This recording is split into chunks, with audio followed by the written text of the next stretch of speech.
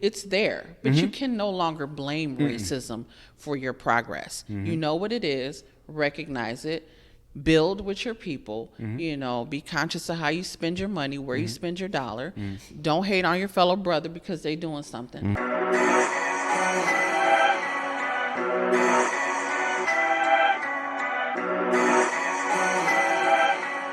And we're live, cuzzo. Hit him with that intro. Welcome back to the Electives Podcast. Today we are in downtown Aurora at the Cottonseed Collective. We have Yvonne here. We want to say thank you to her for having us first and foremost. Thank you. Absolutely. Yeah. It's on. You can hold it. You can. I'd say about like in this vicinity is good. Yeah. It feels a little weird in the beginning, I'll be honest with you. I have to sometimes catch myself because in the previous episodes, my audio doesn't get picked up. But I'm hoping in here, with the echo, I'm sure it'll pick it up. Okay. Yeah, it'll get picked up. Yeah. But first and foremost, we want to start off with saying that we'd love to hear the story behind what inspired this particular business and where the name Cottonseed Collective came from. Okay, so the story is extremely long, but I'll summarize it for the most part. Cool. So I started off, my journey as far as entrepreneurialism starts probably when I was about 12. Okay. So my mother was Panamanian. Okay. English was her second language. Okay. When she came to the U.S., she learned English by watching Good Times. So she was always kind of ambitious and trying to, figure things out on her own. Mm-hmm. So she didn't have a college education. She really didn't have too many skills. So she took it upon herself to say, you know what? I think I'm going to start going downtown Chicago. She would take this piece of paper, and in her broken English, she would write housekeeper looking for work. And she would write her number across the side. And she would cut these little tear-offs. Mm-hmm. Business cards. Yeah, pretty much old school business cards. Old school. So she would take me along with her. We'd take the bus downtown. And she was an extrovert. So she would build relationships with the doormen at the high-rises downtown. Uh-huh. And she would, come to them and say, hey, can I put this, paper about me doing housekeeping in your laundry room, in your grocery store? Because a lot of these rich high-rises have grocery stores, laundry rooms, they got all kind of things inside. So she developed these relationships with these doormen, and they would either hang them up for her or they would allow her to go in and do it herself. Right. So out of all of this, my mother worked for the vice president of McDonald's. She worked for NBA players. She worked for a lot of people. So at one point, one day, I was getting ready to go to school, and she says, you know what? No, you're not going to go today. You're going to come with me to work. I had no idea. I was 12. I didn't know anything about what she was doing. I just knew she was a housekeeper. So we took the bus downtown. And I don't remember a lot of things, but this particular incident day is really very clear. Out. So we walk in, she's, greeting everyone, the doorman, the people there. So we get in this elevator. She has this special key, and this key goes all the way up to the penthouse. So I've never seen a penthouse. It's my first time at 12 years old. So we get there. She has the key to open it up, and she opens it up. And I'm like, God. We live in a one-bedroom in Chicago. And, she used to tell me about this guy named Sam Zell, right? Mm-hmm. And I'm like, who is this guy? And then later I learned, Sam Zell is a billionaire now. He's a real estate guru. Mm-hmm. So she worked closely with his chef. His name was Art, and he ended up being Oprah's chef. So my mom exposed me to a lot of wealth very young. Yeah. And just... It touches on the topic of exposure, being exposed to things young. It plants that seed, and you don't really know. You don't know later, you don't know when it's going to sprout, when it's going to kind of spark that in you. But that's kind of where it started, and it, kind of went from there, just kind of going around with her to different, her different clients' places and things. But in 2016, I was working for Hyundai Motor America. Okay. I worked at the corporate office. I did consumer affairs there. So I did a lot of stuff with them, and they had partnerships with like the NFL and stuff like that. So we would partake in a lot of the things like that with the company. But kind of had an incident happen that required me to pivot. Okay. And I'm not going to say it's a by chance meeting, but I met someone that owned a lot of property down here. Mm-hmm. And I kind of was talking to him. I was like, it'd be cool if I had a spot. I'm just kind of trying to further my creative passions. Mm-hmm. So the way this unfolded was not like a traditional business person that would like plan it, have this massive business plan. Nah, it didn't happen that way. Mm-hmm. So he presented me with an opportunity. He's like, well, I got this building, if you want to come take a look at it. It was the one on 8 North Broadway. Mm-hmm.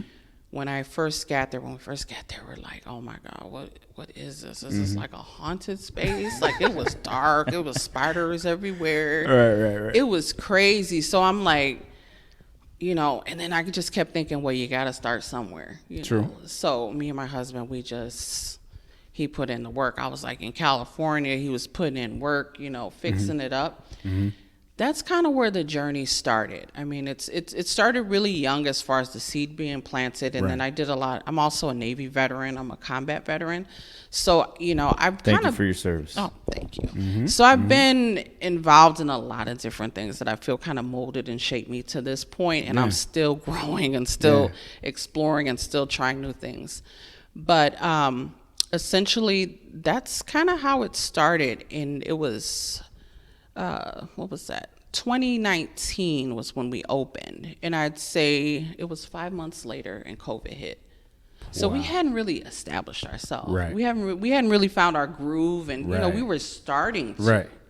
So we just kind of it was two choices. You're gonna quit. You're gonna keep going. You're gonna try to figure this out. Yeah. So we decided to just ride the wave, just to keep going with it. And there's nothing wrong with that too, because sometimes you got to just jump off a cliff and learn how to fly on the way down. That's what we did with the podcast. Yeah. We're learning and growing just like you guys are in that sense. Yeah. But the name Cottonseed, where did that come from? Okay, so the Cottonseed creative. So the Cottonseed stems from family history. Okay, that's what. Yeah. So my father was African American. Mm-hmm. My grandmother may she rest in peace. My father's side of the family is from Mississippi. What part? We're from all over. Okay. Carrollton, Mississippi. Okay. We have family in Jackson, Mississippi. Okay. Because I got family in New Albany. That's why I asked. Yeah. Okay. Yeah. So my father's side of the family, they're from Mississippi. And as a child, I spent a lot of time with my grandmother. So I kind of toggled between the north side of Chicago to the south side of Chicago. Spent a lot of time with her. So growing up, my grandmother always had this picture that I used to stare at. It was a picture of a black woman in a cotton field. And it was very grainy. It was very, it was a very old picture. But it always stood out to me. My grandma talked about cotton picking, and also about, my grandmother was from the civil rights era. So she kind of, she went through the struggle, had to drink out the black fountain, had, the type of work she did, she had to iron white people's clothes for like $1 a day and stuff like that. So the name itself has a family meaning. It's kind of dedicated to ancestors that have been through slavery, that have had the sharecropping background. So that's where it stems from. That was my guess, but I didn't know, So hearing it now it kind of pulls it and brings it full circle. Yeah. And I think that's wonderful. That's also a way that you're honoring, excuse me, not only your grandmother, but the rest of your ancestors and all those who came before us, really kind of paved the way. So it's powerful. It's powerful. Definitely. When you guys first opened, and you said during COVID, what kind of challenges did you face? I mean, because we know from the outside, because we all lived through it, but you as a business owner can't have anybody in here. What were kind of the biggest challenges you faced? Yeah. You're inducted into the school of the hard knock life really quickly in those moments.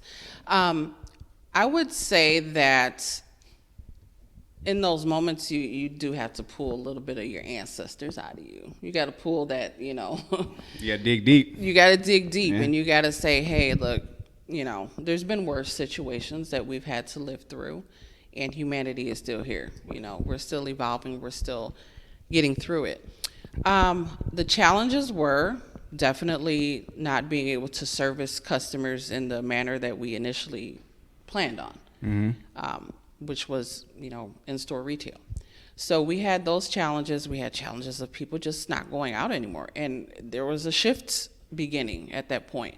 And the shift, we had an online shift a long time ago, but it really picked up during COVID. People deciding that they wanted to just do all their shopping online.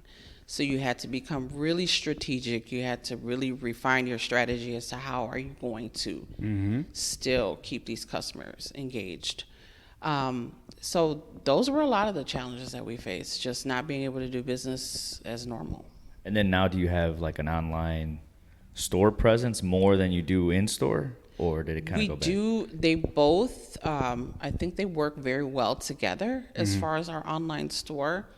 We're always tweaking it because we want to also give a similar experience in both places. So if we have a customer in California, we want them to really understand kind of what we're doing, what what our feel is, what our passion is for kind of urban vibe, colorful, feel. So we did start the online store during COVID, and actually it's been working well alongside. Oh, that's good. The in-store retail. That's good. And then what? Because it seems like you've been kind of like in that hustler mindset since you were 12.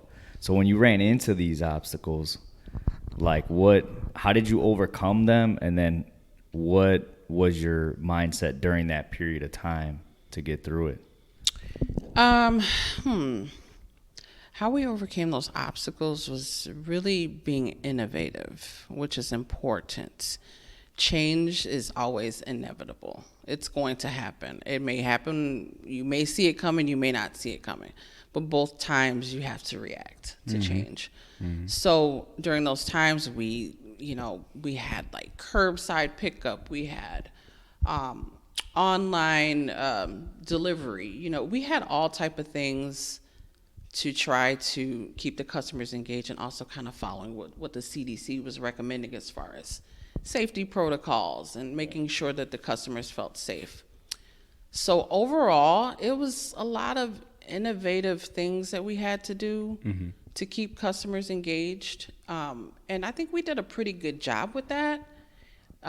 We definitely were able to still keep a lot of the same customers that we had when we first started.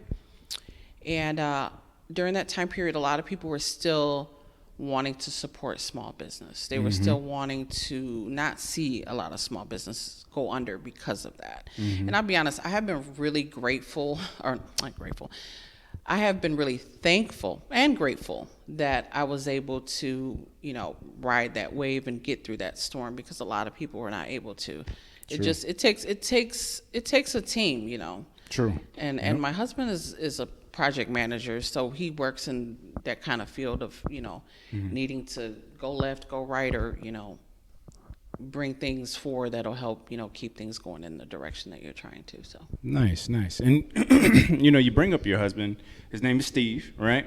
Yeah. So with Father's Day coming up, being next week, and this is, I know this one's off the rip, but I mean the Father's Day, we got that coming up. Yeah, we got it coming up. What and how long have you guys been married? I'm trying to count. So my niece is 15. When we met, she was like 2 days old. So, okay. And my son is 11. So we've been together 15, going on 16 years. And then we've been married for going on 12. Wow. Yeah, so it's been a minute. It's been a minute. Yeah. No, but it's a beautiful thing. Marriage doesn't get, it's unfortunate, but we see a lot of negativity on social media when it comes to relationships and marriages. But I would love, for especially people of color to put more of a positive spin on marriage. It ain't easy. No one's saying that it's going to be easy, but to shine positive light on healthy relationships. And, what would you say is something that you really appreciate about your husband? I'm going to say I appreciate his energy because he's a lot tougher than I am, I could say. I don't know. I appreciate his ability to kind of deal with anything that's thrown our way. So he sounds like a very grounded, extremely grounded person. Extremely grounded. I would say that his energy balances mine. So I'm the one that's like, if something goes wrong, it's like, oh my God, the world is ending, everything, we about to die. He's like, no, everything's okay. Take it easy. He keeps me and my anxiety calm. So that's what I appreciate about him, is his energy. He's an anchor. He's an anchor, for sure. No, shout out to him. Shout out to you, sir. And that's huge in business too, because you go probably through ups and downs every week. So to have because we talk about building a team, like whenever you're going to start a business or whatever the case may be, and it sounds like, well, you got him because he's like a whole team in itself, because that's pretty much what you need. Like, something goes wrong, somebody to be like, hey, man. No, you do. Good.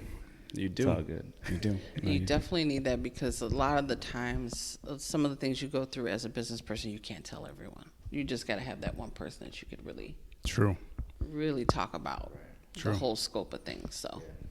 And then how do you deal with, for those mom entrepreneurs, how do you deal with having an 11-year-old and being a mom, being a wife, being here? How do you balance all that? I would say there's times where it can be challenging, but that's where we work as a team to make sure that we're, balancing the scales correctly. And, everything is not a priority, and prioritizing family, of course. Prioritizing family to me is the most important thing. So I make sure that I keep that at the forefront. Nice. No, that's awesome. Yeah, that's how you gotta do it. Yeah, because I don't have kids yet.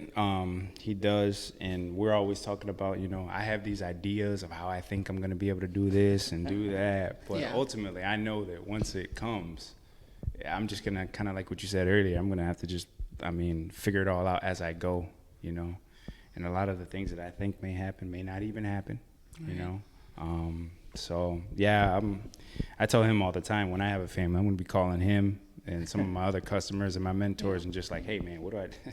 Right. I'm throwing my hands up in the air right now, like, what do I do? How do I balance this? I'm about to drop this kid off. Yeah. Now, and then with your daughter, or do you have a son or your son, right? You said son. I have 2 sons and I have a daughter.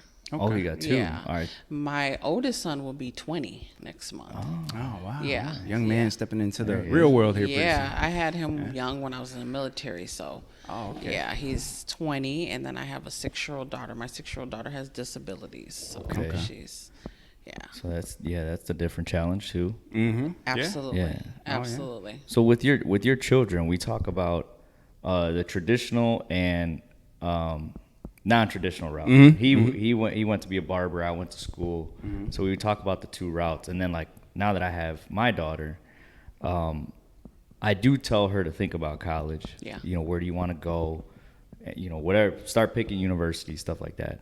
But I also teach her the other side of, because I do real estate and invest. So then I teach her that side.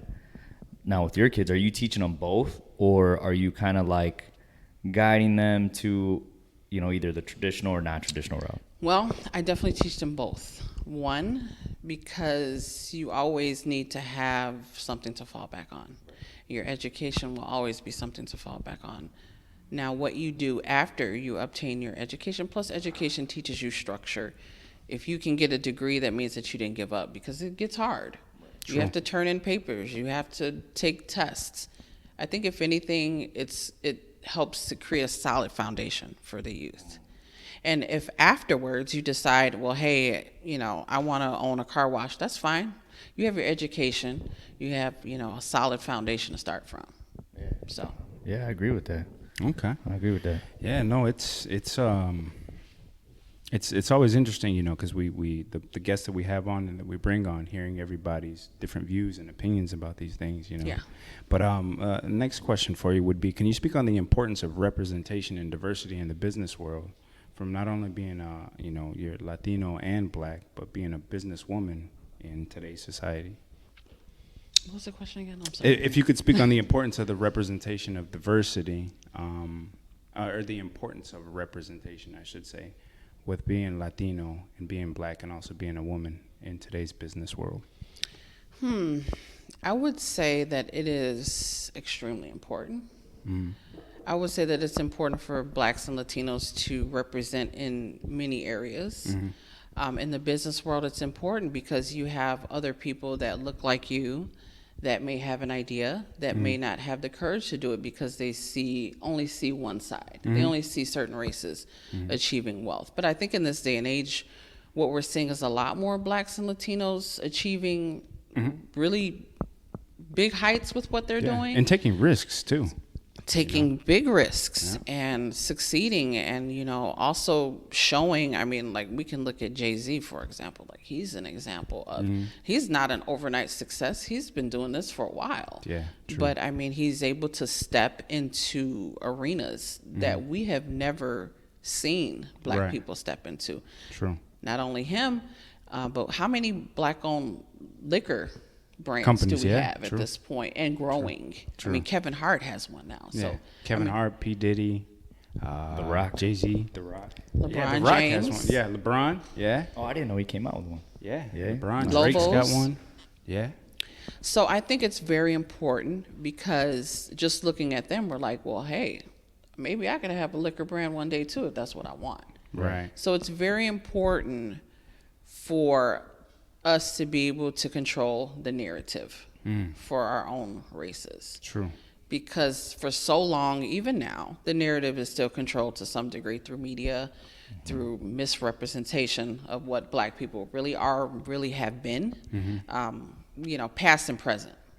So it is very important for all people, Black and Hispanic, to make sure that they're, you know, out there. They're really, you know, showing the youth that look like them that, yeah, you can do this too. Because it's very important. I mean, because if we talk about from back in the day, we weren't really giving any visuals to really see that, hey, we can accomplish things. You know, from the time a child is an infant, a Gerber bottle shows a Caucasian baby. Right. You know, it's just the images that kids see very early that stick. Maybe I can't do that. I can't be on a, you know, I can't be a model. I can't be on TV. I can't do these things. It's only for, I mean, of course, that's changing big time now. Right. But it hasn't been easy. It's a long road, and we still got a long way to go. I agree. Now, with your children, do you guys have like do you guys allow them to say "I can't" in the household, or do you guys say like, "Hey, don't ever say I can't"? You know. Definitely, I try to gear my kids more towards rephrasing "I can't." You can. You may be experiencing some obstacles trying to. Right. But to me, I can't tells my brain to stop. Right. I have to stop because it's not possible. So in that self-talk, I'm a huge believer in manifestation. And I watch what I say. Purpose, I watch what I say. Yeah. I didn't used to, and it was like, well, you know, I said I'm having a bad day, and I'm for real having a bad day. It's 10 o'clock, and my cat got ran over. You know, it's it's teaching your children how to speak to themselves. Yep. Now you bring that up, and my assumption would be, and I don't know this, but my assumption would be that you have a little bit of understanding of metaphysics and how that all ties in. I'm not gonna say I'm a witch or I'm an expert or anything like that, but you know a little something. But I know a little something. I know that both in the Bible and just scientifically, it's always talked about the power of the tongue, the words that you say, your thoughts. It's really understanding, and what I think is something that maybe has been purposefully done is to remove that from humanity, from us not really knowing that we do have like this magnificent power. Yeah, godlike complex. To really manifest, to really make things happen if we simply just think correctly. Basic principles. Yep. Think correctly, speak correctly about yourself, you know, and be nice to people. You know, be kind to people, because and a lot of that is missing. A lot of that is missing for a lot of people, and some people just can't see. It's not these big things that you have to do to see change. It's really small, and it can be hard because it's easier to think negatively than it is to think positively. So, and it takes longer to get results. I know that was my biggest challenge when I was younger. Was it took longer? Delayed gratification. Yeah, so I was like, man, it's taking way too long. But then the second you just, all right, let's see what next year brings. Let's see what the next year brings. And then finally you're like, oh, dang, it's been 5 years and I made it here. Yeah. So I know that's been an issue for people too. The wait. Just wait. The wait. It's a waiting game. Now, how has the impact of your business been on the local community? Do I know for sure how they feel about right, the cotton seed? Right. Check the reviews. I don't know. But I do know that the point of what I'm doing and what I'm continuing to do is to stand in my light. Yeah. To also stand into my blackness, my Hispanic side. I want people to walk in and know that I'm not ashamed to be black. Yep. I love it. So I want them to, I'm hoping that the impact is that, you know, I want to shine the light on people of color. Right. Now, do you feel like that gets misunderstood a lot? Because it probably can, because historically it was not really good for black people to think highly of themselves. Right. It was not really good for you to portray black women as a mural on a wall, right, or women of color. So historically, unfortunately, history, slavery, Jim Crow, it did a number on people. It's very true. It was a very traumatic time period.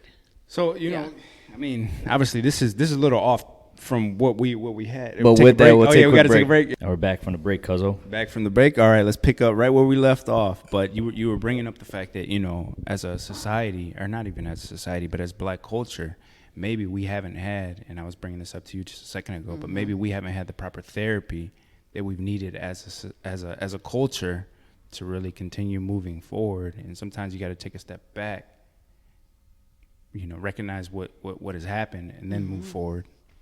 Absolutely. I mean, that whole topic, there's so much wrapped around that. We still have issues with disparities in healthcare. There's not healthcare available for everyone, especially for lower income minorities. We still have issues in our communities with access to healthcare. Besides that, also, black men were supposed to be strong. They were, you know, thought to not, you know, black men aren't supposed to cry. They're not supposed to feel. So historically, that's been an issue, is getting, you know, black people into therapy. Yep. Getting black people into therapy has been a challenge. It's really hard. We've been carrying a load. Black people in general have been carrying a lot of weight with us, and the playing field has never been fair, but we're expected to still operate the same with traumas, with, you know, generational. We're still trying to build generational wealth, but we got generational curses, we got generational traumas. No, you're right. We got a lot of generational, but not what we really need. You're right. So, and would you say that, because this is something I found out for myself, is that I'm 32 now, right? And things are really just now beginning to make sense, because I've had enough life experience and I made some mistakes and I've bumped my head to know that, hey, when I look at my father and my grandfather, these men have been through a lot. You know, they've been through a lot. Some of it they have told me, some of it they haven't told me. And then just seeing the way that they were treated as I was when I was younger, you know. And now I'm understanding, and I'm thinking back and reflecting, like, wait a minute, that's what that really was. That wasn't, you know, my dad maybe made light of it, but there's so much more there. And my grandfather, same thing. Some of the experiences that he's been through, like, there was so much more there, but at the time they didn't have the awareness. No. To know that, hey, you actually need therapy. This isn't normal. It's not normal to speak this way to your children, or it's not normal to tell your son not to cry, but it's historically, it's just been passed on just to almost be sort of cruel to each other, to our children. And the roots are just too deep. It is. They're just, we're talking about, like, I'm hearing stories of when my dad was younger, him getting whipped with like sticks and things like that. Yeah, like switches. Yeah. And the cruelty involved in it, and it has a strong root to slavery. Oh man, so strong. Because too, like, so strong. It's more psychological than it is. And I think that's something that I've learned about the Black community. It wasn't the physical pain was bad. Don't get me wrong. Yeah. But it was the psychological abuse, and that's 10 times worse than the physical pain. Absolutely. The pain will heal. Absolutely. The scars will heal. But when you do a number on someone, just for example, you bring up a very good point. Yeah, and it was normal in Mississippi for my grandfather, if he got in trouble, for his parent to say, "Hey, go out to that tree, pull a branch off of it, which was a switch, take the leaves off of it yourself, which is basically a whip, right? And then bring it back to me, and then I'm gonna whoop you because of something you did." And what he did was maybe something small, like he spoke in front of an adult when he shouldn't have. That kind of psychological damage. So I'm making you partake in your own. I'm gonna make you partake in your own torture, in a sense. And then you better not do it again, or you're gonna have to continue living through this vicious cycle. Yeah. And so sometimes I think about it, and I, and it's not a knock against my dad or my grandfather or anything. It's just I understand now. I have a better understanding of what they went through, of how they were raised. So. Yeah, absolutely. Yeah, because it's just doing what you know. Yeah. It's not like they knew anything else. No. It was done to them, and then now they. It's kind of like the big brother, what he does to the little brother, and then the little brother does it to the next one. Yeah. No, it's true. It's kind of like that. Yeah. It's true. Until somebody changes it, then. Yeah. And then you have to learn how to forgive, right? Yeah. Forgive. I've had to learn how to, not in a bad way, but I've had to learn how to forgive my father because of what my grandfather did or what he didn't do. Yeah. Or what my grandmother did or what my grandmother didn't do. Right. And I think that's something too that I would like younger, Blacks and Latinos to understand, because some of the things that happen within the Black community happen in the Hispanic community as well. It's just different. It is. It's a just different experience. experience. So rather than a switch, it's a chancla. There you go. So it's a belt. Or a belt. Snake belt. It's something. Yeah. You're gonna get hit with something. Something. So. Yeah. But let's keep this thing going. Yeah, now. definitely. So to kind of go back to how you say, like, scales are not the same. Playing field is just not the same. It just is what it is. So you and I have kids. How do you position your kids to get ahead of that, so that in this game they can compete? Because it's definitely different. Well, first off, educating your kids on the history, past. You want to educate them on the present. Being knowledgeable of how this system is set up. Yeah. Them to be able to recognize what's going on, because a lot of it nowadays is very subtle, but it's there. It's subtle yet strong. Right. You just got to teach your kids to know. It's, I've been reading the book, The 48 Laws of Power by Robert Greene. I don't like it. I know. I don't like it. But what don't you like about it? You have to educate yourself to know when you encounter that. What don't you like about it? The part of I don't like. It feels evil to me. A lot of the thoughts, tactics, the tactics, how you need to be in order to achieve this power, have people respect you. Or I get it. At some point, you don't want to tell everybody all your business. Of course, it's a weakness. And it's unfortunate that you're being honest and transparent about your life, and people look at you like a wounded animal. Yeah. But the importance of your kids knowing about these things so that they can understand when that's in front of them. Exactly. You have to educate yourself on a lot of topics that you don't agree with. And that's important for your kids to not, for them not to run away from topics or run away from scenarios or things that they might have to face one day. If you won't know how to fight against something unless you're educated on it. And now how early did you start with your oldest? Started very young. I've had to teach my son a lot of different things because he's very fair skinned. He was actually born blonde. So he kind of dealt with a lot of the light skin supremacy, things that do happen with a lot of light skinned folk. You know, they say the closer you are to the color of the superior person, you're treated differently. And I had to, you know, educate him on those type of scenarios too, because he's experienced racism, and he's also experienced where, hey, they may have favored him over someone a little bit darker than him or something like that. So it's educating him on that, you know. It's deep. It's a lot of information. It's a lot of things that a lot of topics you have to touch on with your children. Yeah, I agree with that.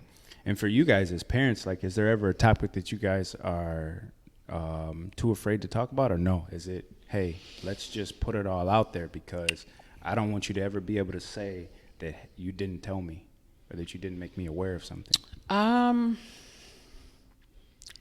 don't see that there's really any topic in particular that I keep from my kids in regards to race and you know, just being able to accomplish things and survive in our current days and times, and how the past is affecting the present. No, I don't really hold anything back. I pretty much try to educate them, and I definitely pass on books and things like that to my son. I mean, I can't say if he reads them or not, but I do try to provide the information.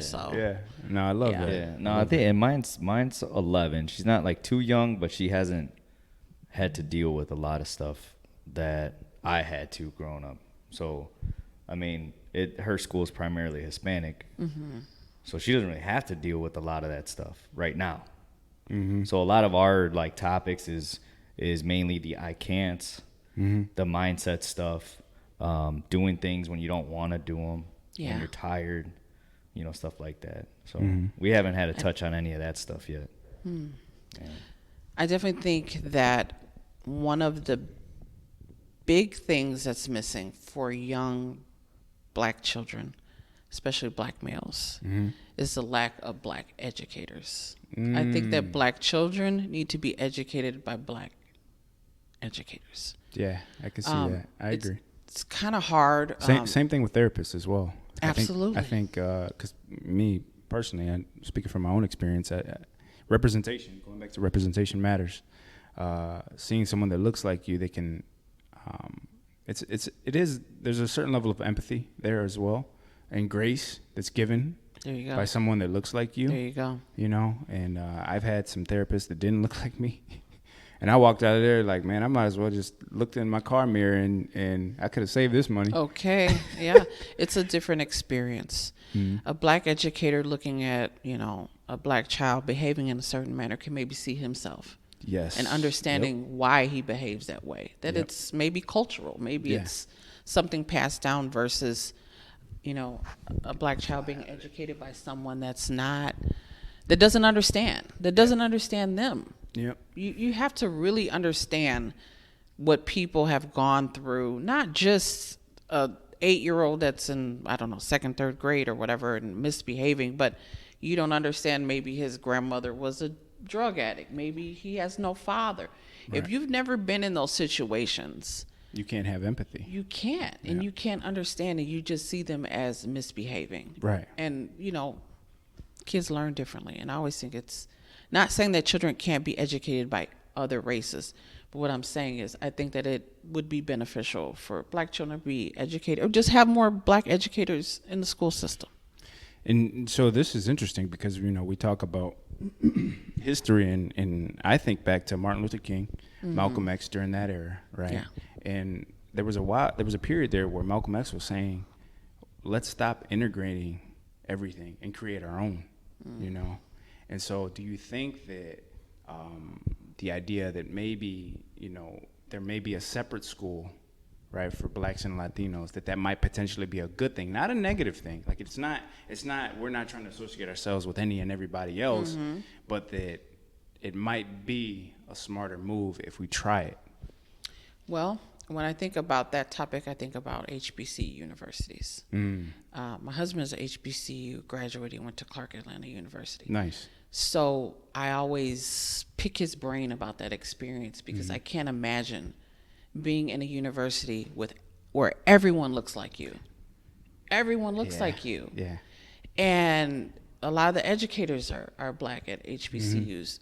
So it's not necessarily, I think it's actually a good option if it is an option after high school if you want to attend an historically black university. But I'm kind of torn with that one because I don't want to make it sound like I feel. No, I know, and that's because that's not how. Yeah, I just think the disparities need to be addressed. Right. There's a huge disparities in most suburban schools. Children are taught by middle class Caucasian women. Yeah. That's just the truth. Right. And I want to know, why is that the case, or do we have black people not going to school to be educators anymore? I don't think that's true. Right. So I really, would like to see the disparities in a lot of these situations changed. I don't know if small children need to go to all black schools or anything of that nature, but we definitely need to see more black educators in the system. I love it. Now, would it be better to have, let's say we can't have that happen, right? Would it be better to have like somebody like Malcolm, where your kid can go and get something outside of the school? Because the school only teaches you so much, history, math, stuff like that. Yeah. I mean, I think maybe, do you think like that part is universal, and then the stuff that we need as minorities is on the outside of school? Well, I like to say capitalism has done a good job at this point to try to embrace the black movement. And, if you go on Target, they have black-owned sections everywhere. Black-owned this, black-owned that. When it comes to capitalism, they don't have a problem with it. But I think where it's may change things, for the future, I don't see that being addressed, in my opinion. Yes, black people can now see themselves represented in big chain stores and things like that. And I used to see that as well. That is a great opportunity for that black-owned business. But I do understand the root behind that when you look at the buying power of black people. We're talking about, at this point, $1.6 trillion buying power. Yet we still have disparities. We still have lack of access to capital, lack of home ownership. We have a lot of lacks, but we spend a lot of money. That's a huge problem, and it's keeping black people constantly divided in some degree, in many different ways. Yeah. Is the issue. It's not the money, because you can say that we don't make the most money if you want to, but we spend the most. Right. We spend a lot of money. Right. And the problem is, with the black community, we still haven't, what is the word? We still don't get the assignment. Right. In every Really other understand community, it, yeah. every other race, they practice group economics. Group economics doesn't mean you're being racist. No. If you're, let's say you're, I don't know, Jamaican. Yeah. You're going to try to patronize all the Jamaican businesses you can find. Right. Most racists practice group economics, and they keep the dollar circulating within their communities, within their own races, and it's not being it's not being a racist by doing that. It's just, to me, that's what you're supposed to do. You're supposed to support your own. Yeah. And it's not saying that you don't support anyone else. Right. But I think we have a big issue with that. We spend a lot of money, but not necessarily with our own. And that's something that kind of does bother me about our society, is anytime we try to be pro-black or pro-Latino, the outside thinks that we're being anti something else, and it's not. It has nothing to do with being anti this or that. It just is like, no, I see what you're doing and I love it. I'm gonna support it, because you look like me, Yeah, it's that movement. I don't know. Sometimes I don't know if it's meant to divide or is it meant to bring together. Because you don't really need somebody to tell you to go support black businesses. You just do it. Right. You just do it. Yeah. They know you black. They see you. They want you to emphasize that constantly, as though it's a subpar business. We're not a subpar business. No. We're black and we own a business. It doesn't mean you got to make us subpar. Right. Yeah. And where do you see the future of black entrepreneurship going forward with a lot of the obstacles that, I mean, because Latinos have the same thing. Absolutely. Where do you see the future going? Well, honestly, the future is all dependent on where the people want to see the future going. It's going to take a lot of people really waking up to agendas, really waking up to really understanding the power that they have with every single dollar that they have in their hand, how to use that wisely to further their own people. Yep. It's not saying that you can't support others. I mean, I have people in my family of all nationalities. My brother is married to a Caucasian lady. I have blonde nieces and nephews. It has nothing to do with that. It's just really seeing the position that black people are still in, despite a lot of progress. You do see there's a lot more black millionaires, in my opinion. I see a lot more of that. But what happens to these black millionaires when they make it? Right. Do they reach back and do they continue to create more millionaires, or is it just, hey, I made it? Look at me. Look at all my things. And also too, the ones that have made it to millionaire status, what fields are they in? And was it strategically designed that way? Right. There you go. Because don't get me wrong, I love rap music. Yeah, I love basketball. Right. But the ones who have this money now, they maybe don't have the awareness, the consciousness, the education to really understand that I got to reach back. I got to go back home. Yeah. As tough as it may be to go back home, I have to go back home and pull people up and show them that if I did it, you can do it too. And not just, okay, I move to the other side of the you're in the hills, you're in the Calabasas. Right. And like none of your neighbors look like you. Right. And they don't want you there. No. And you're paying all this money, and it even goes back to slavery. And once again, I said, like, when you brought that up, it really is deep because it goes back to the Willie Lynch letter. It goes back to the house Negro versus the field Negro, right? Light skin, dark skin, all of that stuff plays into our subconscious and the way that we treat one another, and you want to see those that make it realize that, hey, even though I have all this money, I'm still humble. I came from where you guys came from. I don't think that I'm better, and the ones that think that they're better are part of the problem to an extent. Because it's just dividing and conquering all over again, Part of the big problem because they're not seeing how history is still playing through them. Right.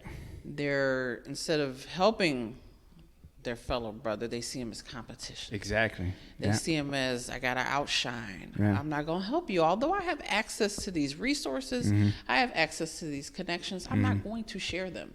When other people, other races are freely doing this and they're building together. It's the bricks are there. People just don't want to build together. So. And Nick Thompson on our episode brought up an African proverb that says, if you want to go fast, go alone. But if you want to go far, go together. Yep. Absolutely. Yeah. Now, how? Go ahead. No, go ahead. I was going to say this. I was going to ask how valuable mentorship and support for aspiring black women entrepreneurs is. Like, do you have a mentor that you go to specifically? I do. I have a couple of mentors that I, have the opportunity to speak to and ask questions to and things of that nature. Mentorship is huge because although civil rights seems like it was a long time ago, it really wasn't that long ago. So we're still coming out of an era that was, number one, traumatic. Number one, we were limited. We didn't get to see a lot of black people doing things. I mean, if you think about it, there's so many inventions by black people that they didn't even get the credit for. I mean, you had Thomas Edison. I think his chief draftsman was a black man. That he was a draftsman. He was like coming up with all these models and things. So he was essentially the inventor. But blacks weren't able to get credit for things. So now that we have this full opportunity, I don't know if we can really blame racism anymore. It's there, but you can no longer blame racism for your progress. You know what it is, recognize it, build with your people, be conscious of how you spend your money, where you spend your dollar. Don't hate on your fellow brother because they doing something, but since we have the ability to achieve things and then also mentor other people, it's important, because without proper mentorship, there's going to be a lot of Black people that never achieve their dreams because of that. And we just need more mentors that want to be willing to help their people. So it's very important. Yeah, I agree with that, because with real estate, I had to reach out. It took a while, but finally got to somebody who was able to kind of point me in the direction that I needed to go, and then off I was. So do you have anybody that you're mentoring right now other than your children? Well, I try to mentor whomever I can. Yeah, whoever at this point. Willing. We had Gabriel Bradford. He was an intern for us for a little while. But as far as that goes, I try to mentor my nieces. I try to mentor my family. If anyone seeks mentorship, I definitely am available for that. I don't deny that, and I don't deny information. That's a big issue that I have. It's like part of this power situation is you got to be like secret society about everything. No, you're not going to know where I got those bags from or where I got anything from. It's just, I'm a going against the grain kind of person. That's it can be difficult for me because I do go against the grain a lot. So, and then that's where you end up being misunderstood, right? Absolutely. Yeah. First impression of me, most people probably think I'm like mean, or I'm like, I don't know, I don't say much, or I'm arrogant. But you're just observing. I definitely feel the room first, I'm definitely got to feel the space. That's how I am. And it comes off, especially when I'm in a new space, or depending on the space that I walk into, but I mean, it's hard, right? Like I'm 6 foot tall, I have my hair a certain way. So people notice me, same thing with you. You wear your hair naturally. People are going to notice you, but then I'm usually off into the corner, just kind of like, yeah. Okay. All right. And then I'll find how I blend in that space. Absolutely. Yeah. So as we get towards the end, what is kind of some of the final pieces of advice you could give to either minorities in general or female aspiring entrepreneurs as they're watching this? I would say definitely educate yourself. Seek information. Understand that there's going to be obstacles. You're going to be faced with a lot of subtle things that are meant to tear you down and meant to keep you off your path. But I've been through a lot of those things, and I realized that they are there. As subtle as they are, they will always be there, unfortunately. My advice is just to keep going, seek out mentors, seek out information from other people that could benefit you along your journey. And the most important thing is to not give up. That's a huge one. Yep. No, I love it. Never give up. I love it. No, I love it. Well, we want to thank you, honestly, from the bottom of our hearts, for taking time out of your day to come here on your day off. Technically you're closed today, but that's all good. It's all good. You're a very conscious individual. You're very aware. You have a lot of knowledge, and your children are very fortunate to have a mother like you. Your husband is very fortunate to have a wife like you. Thank you. I love, especially as I've gotten older, I love seeing Black couples, Latino couples, couples that look like me. I'm half Black and half Mexican. My girlfriend's Mexican. I love seeing us work together, because it's already hard. Like everything you just brought up, it's already difficult. It is. It really is. Your husband, obviously, he's doing a great job. He supports you. Once again, shout out to him with Father's Day coming up.